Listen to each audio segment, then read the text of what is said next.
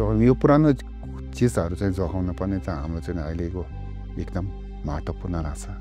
किनभने अब यो पुरानो चिज भनेको त अब पाउँदैन भविष्य अब यहाँ त टुरिस्ट पनि धेरै आउँछ होइन अब टुरिस्ट पनि को लागि पनि हो अनि हाम्रो शेर्पाको अब यङ जेनेरेसनको लागि चाहिँ उसले पुर्खौलीको गाडहरू चाहिँ कसो पुर्खौलीमा के कसो थियो होला भन्ने चाहिँ अब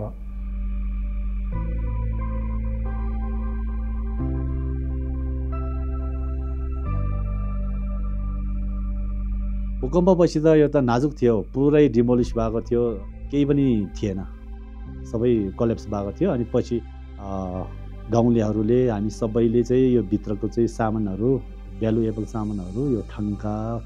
अनि यो स्ट्याचुहरू अनि यो बुक्सहरू सबै हामीले चाहिँ निकालेर अनि सेफली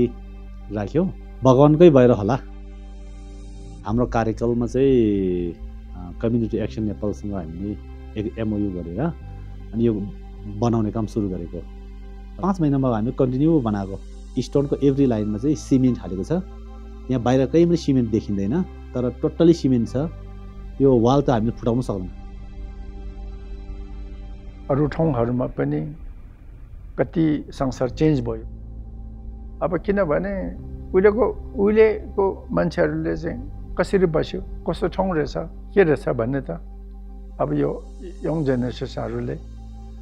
त्यो त हेर्नु त पर्ने रहेछ अहिलेको जुन यहाँ पुरानो अब त्यो पेन्टिङहरू छ नि त्यो पुरानो पेन्टिङ भनेको त अब आजकलको मान्छेहरूले यस्तो खालको पेन्टिङ लेख्न लाग्यो भने अब गाह्रो पर्छ किनभने अहिले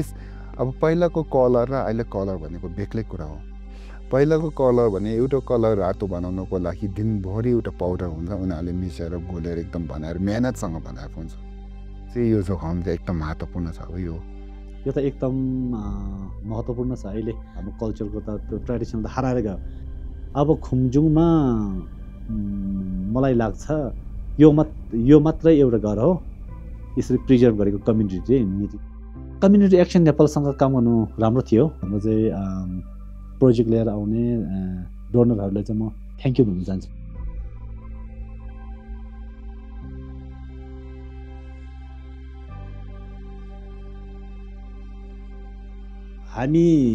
हाम्रो अस्तित्व हामी बाँचेको अस्तित्व यो समाजमा हामी रहेको नै विश्वासले हो कल्चरले सबै कुरा सिकाउँछ माया गर्न पनि सिकाउँछ खानु पनि सिकाउँछ बाँच्ने आदर नै कल्चर हो कि जस्तो लाग्छ मलाई चाहिँ त्यसलाई नै अब जोगाइकन नयाँ चिज मात्रै खोजेर राख्नु भोलिपछि त्यो बच्चाहरूले नै पुरानो चिजहरूले त्यति महत्त्व भएको थाहा हुँदैन चाहिँ एकदम जोगाउनु मेरो लागि एकदम महत्त्व लाग्छ भगवान्ले त अब यो फुल के यस्तो यताउता आफूको लागि के नाच्छ पनि हामीले उहाँले जोगाएर उहाँले चारेर यताउता गरेर भने हामीले कर्म पुण्य कमाउँछौँ भन्ने चाहिँ अर्को जुनीमा चाहिँ हामीले राम्रो हुन्छ भने त्यस्तो कुराहरू यो ज्ञानबाट सिकेर जान्छन् यो जोगाउनु भनेको धर्म जोगाउनु